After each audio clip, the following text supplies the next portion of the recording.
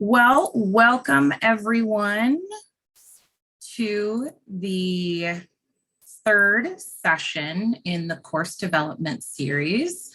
My name is Kate Johnson. I'm the Associate Director of Faculty Development here at UAGC. Super excited for you all to join us. I know that our last session we've tried a session in Zoom and we've tried a session in Teams, and we are back to Zoom, so we're super excited about that. Today we have a new guest speaker with us, Dana Dillard, and she will introduce herself as her section comes up. But let's get into talking about backward design. To do a quick recap, and I'll post this link in the chat. We have already had 2 sessions so far. The first session was getting started with CLOs, and in session 2 was creating good CLOs. One thing that I hope that all of our attendees will see with this workshop series is our attempt to take a linear look at developing your course development processes and practices. There is a playlist that will include all of any pre-recorded or any sessions that we've recorded in the past. And then of course this session and me the following. Again, I'll post that once I'm done talking. The next thing I'd like to do is I'm going to stop sharing because I'm going to share on YouTube quickly. As quickly as that allows me to do that. And stop. All right, I'm going to share my screen again.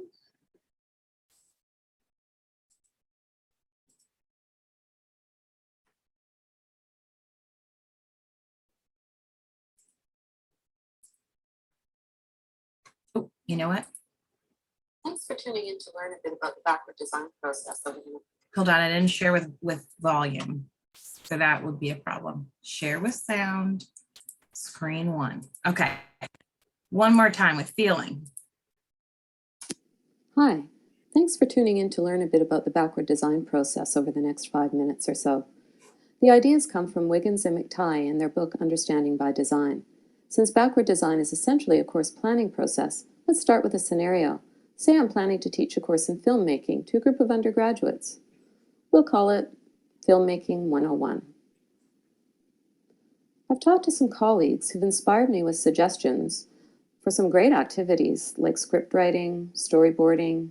Hey, maybe I can even get them to produce a short film. But hang on. This is beginning to sound like a long to-do list. I need to set the stage for learning, not just doing. After all, what is really important to learn about filmmaking? What inspires learners? And how can they use that to guide their learning? And can I plan for understanding, or does it just happen?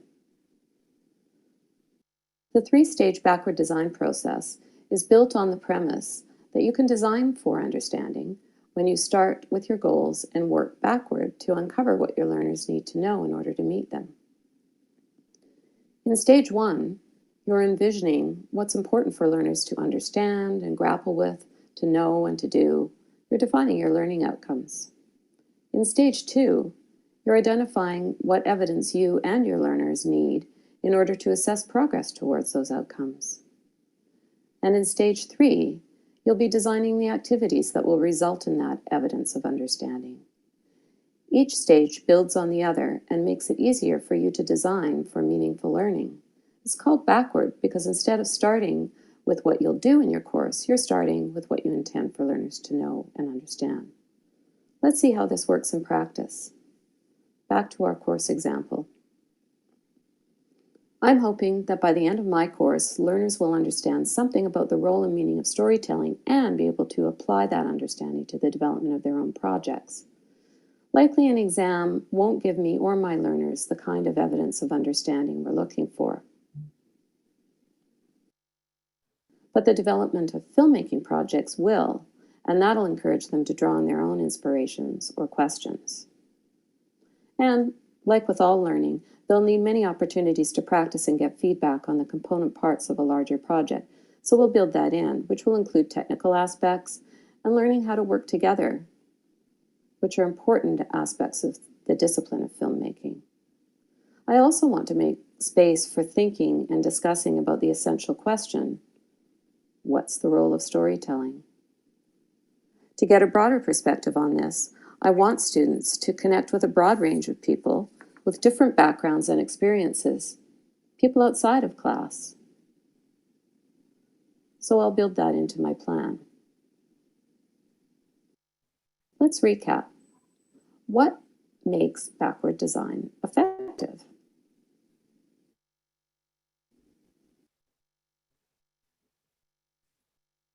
Well, starting with a vision for the essential outcomes for learners and defining goals sets you on a path to create an environment for learning. From there, planning opportunities for learners to produce the evidence needed to evaluate progress towards goals. And lastly, careful planning of activities and the use of resources to help them create that evidence results in alignment between goals, assessment, and activities, kind of the linchpin of effective learning design. All right. So I wanted to have just kind of a good overview of backwards design. We thought that video did a great job of explaining that. What we're going to do next is share our PowerPoint presentation again, and I am going to hand things over to Dana.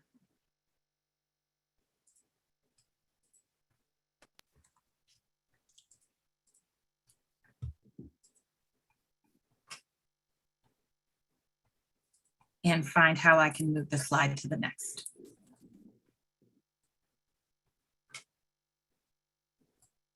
All right. Hi, everyone. I'm Dana Dillard, Assistant Professor and Program Lead for the Bachelor's and Master's in Psychology programs here at UAGC. I'd actually like to invite you to take a minute to daydream. Think about a place anywhere in the world. Where would you want to go? Share it in the chat if you would like. I won't lie. My living room couch is probably my dream destination right now with a hot cup of tea and a heaping spoon of honey from our bees. When I have a place in mind, oh, Europe is a good one. When I have a place in mind, I can figure out how to get there. For my dream couch trip, I'd have to get out of this chair. I'd have to bypass the living room first, go to the kitchen, pause to make my great cup of tea, head to the closet for blankets, and then I get to go to my couch. When I daydream, and when I actually get to travel, there are specific places where I want to end up. And usually I want to have something to show for it.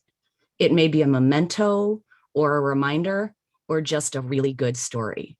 For example, just last weekend, we traveled to Tucson for graduation, thus the voice. I had a great time celebrating with our grads.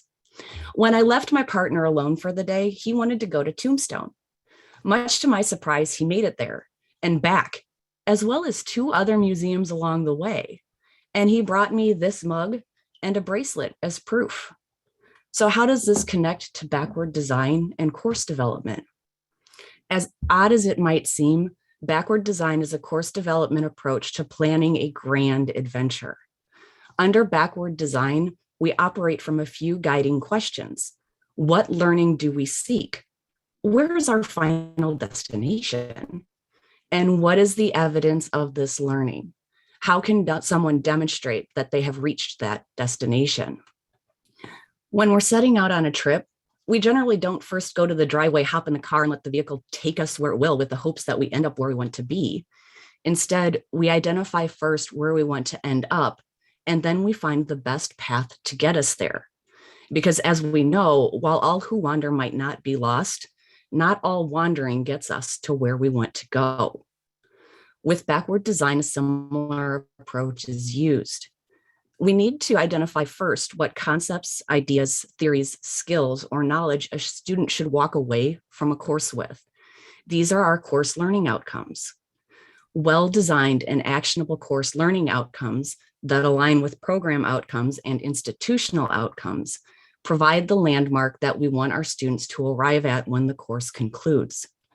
The summative assignment, if one is used, provides the evidence of that learning, what a student can demonstrate that they can do when the course ends. Once those elements are in place, the rest of the course design, it becomes an iterative process of discovery. of finding which resources, readings, and activities will help open up the next stage of discovery in getting to that final destination.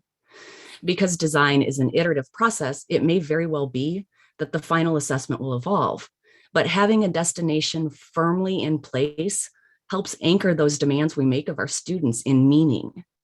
And with my current course revision, the crucial final landmarks involved having students critically interpret and apply research ethically and tackle new vocabulary without fear.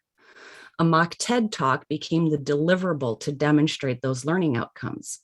And each week, students are tasked with building toward being able to perform this task as elements of engaging with the material is scaffolded from the beginning of the course on through to the end. Although the students are wandering through a new landscape of learning, they are doing it with a clear goal in mind and with evidence to prove that they have made that journey. Thank you.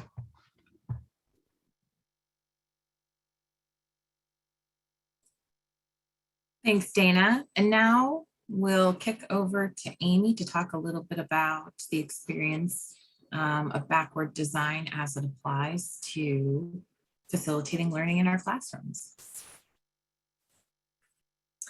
Hi, I'm Amy Erickson, and I am a faculty coach here at UAGC. I was also an instructor for a number of years. So I also had a lot of time in the classroom. And as we've noted in our previous workshops, we understand that there are members here attending these workshops who don't necessarily design courses, but want to learn more about it and learn how understanding course design can help make them a more effective instructor.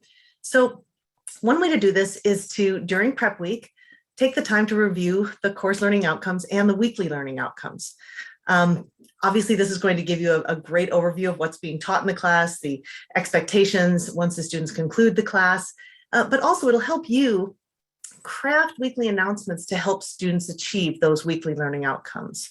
And this can be done, you could do perhaps little mini video lectures, provide examples for the students to review, additional learning resources in the form of TED Talks or additional articles students might enjoy, and some tips and tricks. Those are just a few things you could add to your weekly announcements in order to sort of augment the learning and to ensure that students have a lot of resources around them as they attempt to achieve these weekly learning outcomes, as well as the course learning outcomes. If you could just scroll ahead, Kate, that would be great.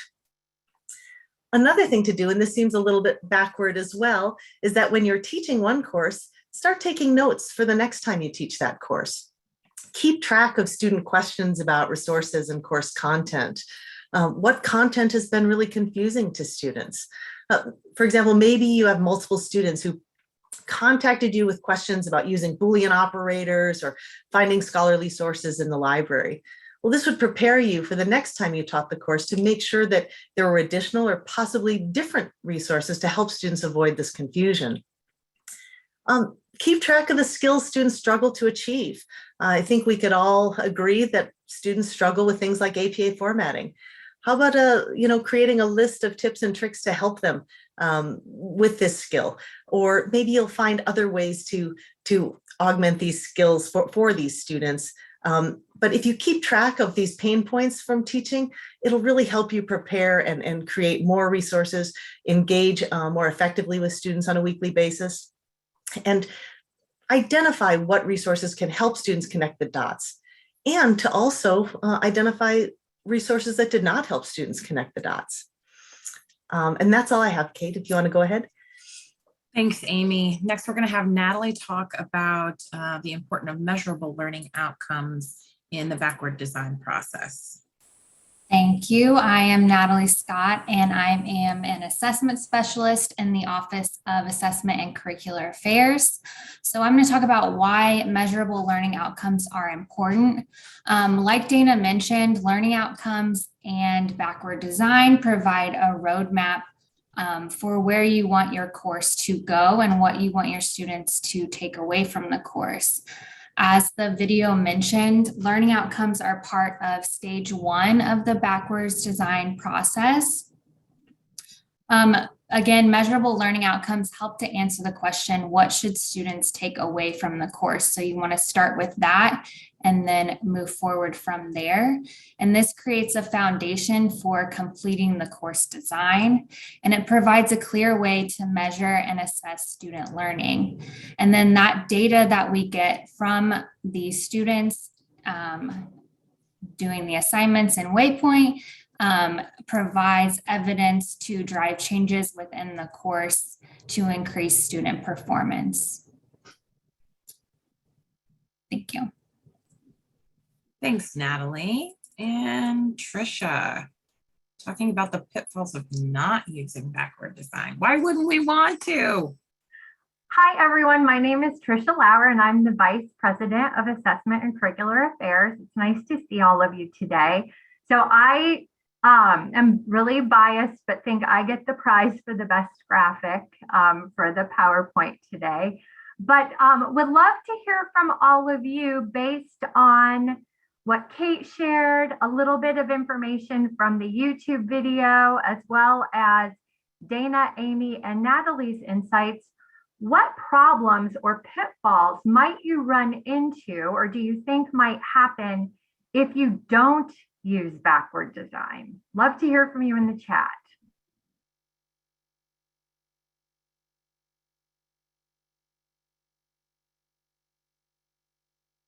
Bill Davis wins the prize for the first contributor. Absolutely, lack of focus in the design. Missing the mark.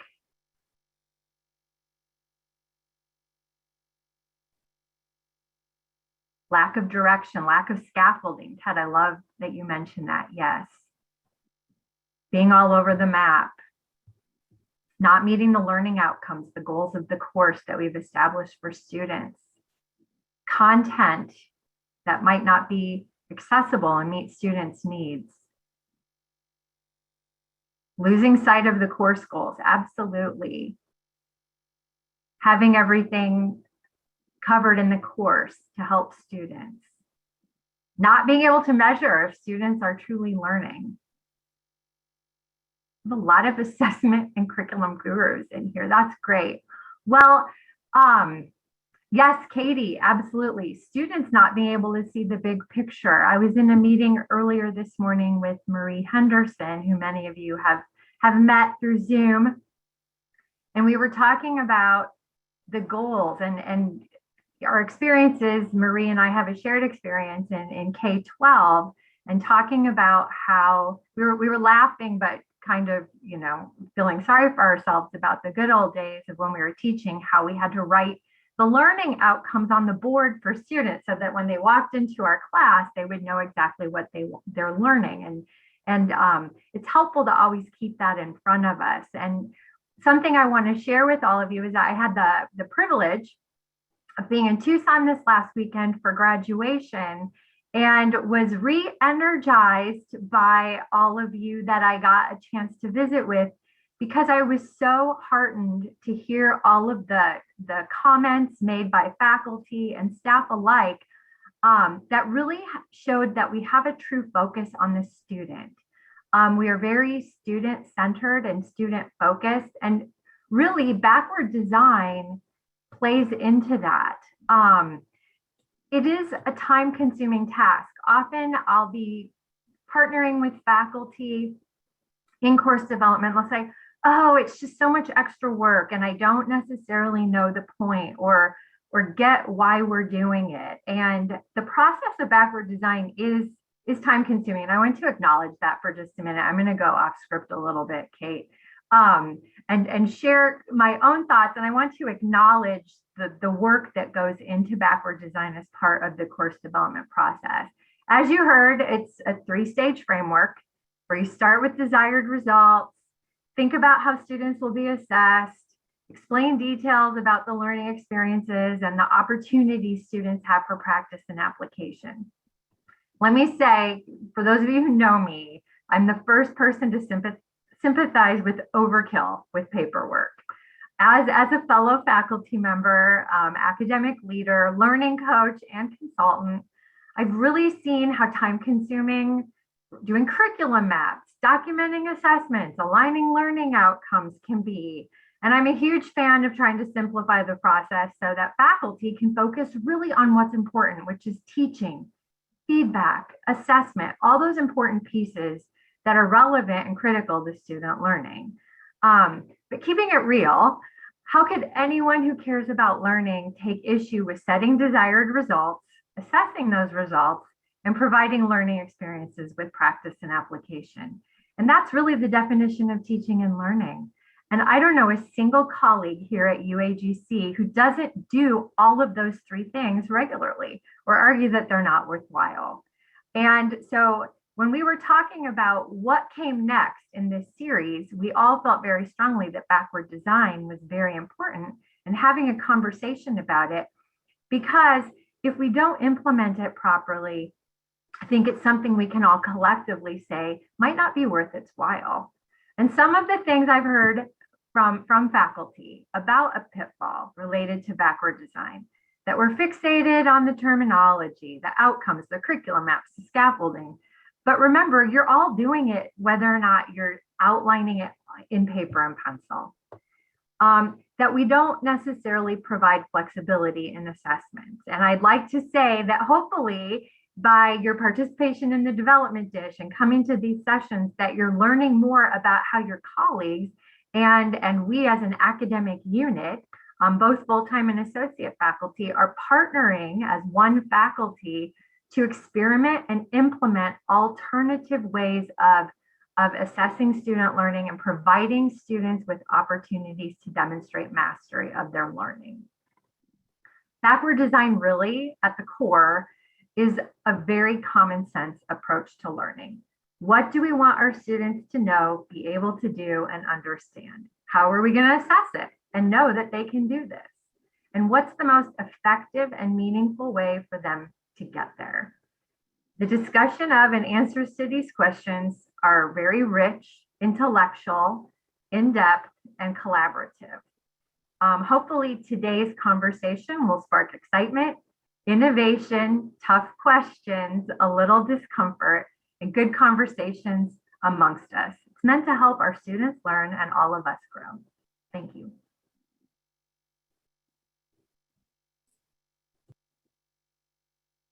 Okay.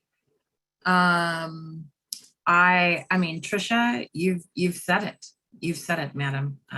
So we're, I think we're good on that. On our next session, Nikki and Natalie are going to talk a little bit about how we're going to tie in the last couple of themes that we've been going over and try to get those wrapped up in the next session so we can move on to the next phase of our development.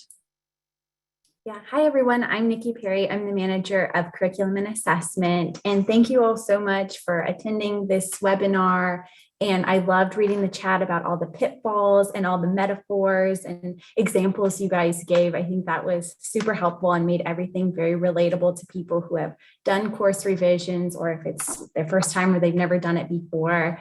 As we were putting together this webinar, we realized that the conversation between backward design and creating the summative and also creating meaningful assessments kind of running parallel. They go hand in hand. So we wanted to make a part 2 next month, which is going to discuss how we can design meaningful assessments to align with our learning outcomes, which is so integral to backward design. So I hope all of you learned a lot here and are excited to come to next month's session, Wednesday, June 22nd, same time, and kind of discuss this next part. So yeah, I think that kind of wraps everything up. If anybody has any additional questions, obviously, please feel free to put it in the chat or email any of us separately. We're happy to help and answer those questions. Yeah.